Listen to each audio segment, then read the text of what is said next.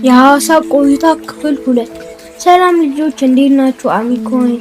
ታስታውሳላችሁ ልጆች በክፍል 1 ቆይታችን የአባ ኮዳን ብዙ አስደናቂ እውነታዎች ተምረን ነበር። ዛሬ ደግሞ ፈጣን፣ አስቂኝና ብልጥ ስለሆኑ ጦጣዎች እናያለን። ጦጣዎች ከአጥቢ እንስሳት ውስጥ የሚመደቡ ሲሆን ከሰዎች ጋር የሚመሳሰል ብዙ ባህሪያት አላቸው። በእጆቻቸውና በእግሮቻቸው የዛፍ ቅርንጫፎችን በመያዝ ከአንዱ ዛፍ ወደ ሌላው ዛፍ በቀላሉ ይንቀሳቀሳሉ። እንዲሁም አንዳንድ የጦጣ ዝርያዎች ጅራታቸውን እንደ ተጨማሪ እጅ ይጠቀማሉ። ሐይቁ ዳርቻ ቁጭ ብለን ትንሽ ለማረፍ እና ቁርሳችንን ለመብላት ስንዘጋጅ በርካታ ጦጣዎች በየቦታው በንቃት ቁጭ ብለዋል። ለካስ ከሰዎች ምግብ እየነጠቁ ሮጠው ዛፍ ላይ ይወጡና ይበላሉ። በተለይ ሙዝ ነፍሳቸው ነው። በጣም የሚወዱት ምግብ ነው።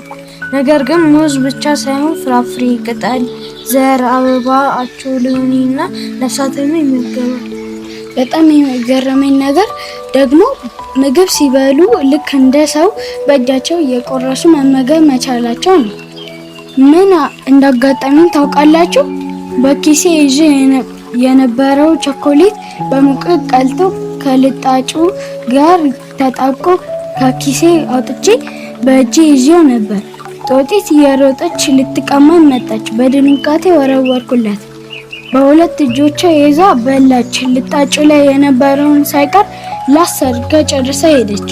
እውነት ነው። እኔም ሌላ በፓርኩ ውስጥ ያጋጠመኝን አንድ ነገር አስታወስኩ። ጦጣዎቹ ከዛፍ የወደቁ ፍሬዎችን ሲመገቡ ስላየሁ ቀስ ብዬ ፍሬውን አንስቼ ቅርቤ ላለች ጦጣ ሰጠኋት።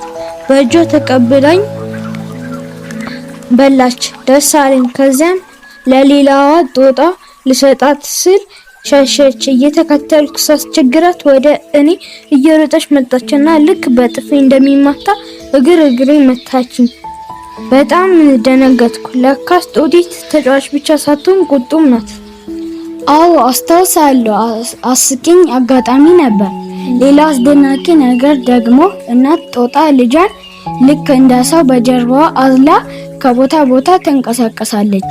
እንዲሁም ሊተናኮላት የመጣ ሰው ካለ ልጇን አንጠልጥላ እና አቅፋ ትሮጣለች። ብዙ የጦጣ ዝርያዎች በቡድን ይኖራሉ። አብረው ምግብ ይፈልጋሉ፣ ይጫወታሉ፣ እርስ በእርሳቸው ይጠባበቃሉ። አደጋ ሲመጣ ለማስጠንቀቅ ድምጽ ያሰማሉ። ስለዚህ ጦጣዎች ተጫዋች ብቻ ሳይሆኑ ብልህ፣ ቤተሰባቸውን የሚንከባከቡና እርስ በእርሳቸው የሚረዳዱ እንስሳት ናቸው። ሐዋሳ ላይ ያየኋቸው ጦጣዎች እና ያጋጠመን አስቂኝ ገጠመኝ ፈጽሞ የማይረሳ ትምህርት ሰጥቶናል። በትክክል እዩ። ዛሬ ብዙ ነገር ተምረናል። ግን አንድ ነገር አንርሳ ልጆች፣ ጦጣዎች እጅግ ብልጥ፣ ተጫዋችና ከኛ ጋር የሚመሳሰሉ አስደናቂ ፍጥረታት ናቸው። ነገር ግን ሁልጊዜም ከዱር እንስሳት ጋር ስንሆን ጥንቃቄ ማድረግ፣ ምግብ አለመጋራትና ርቀታችንን መጠበቅ እንዳለብን ተምረናል። ስለዚህ ልጆች እናንተም ይህን ከእኛ መማር ይኖርባችኋል። በሐዋሳ ያሳለፍነው ጊዜ በእርግጥ የማይረሳ ነበር።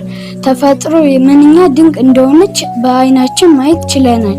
በሚቀጥለው ክፍል ከሐዋሳ ሐይቅ ውብ ውሃ ጋር የተያያዙ ሌሎች አስደናቂ ፍጥረታትን እንመለከታለን። ቪዲዮን ከወደዳችሁት ላይክ አድርጉ፣ ለጓደኞቻችሁ ሼር አድርጉ።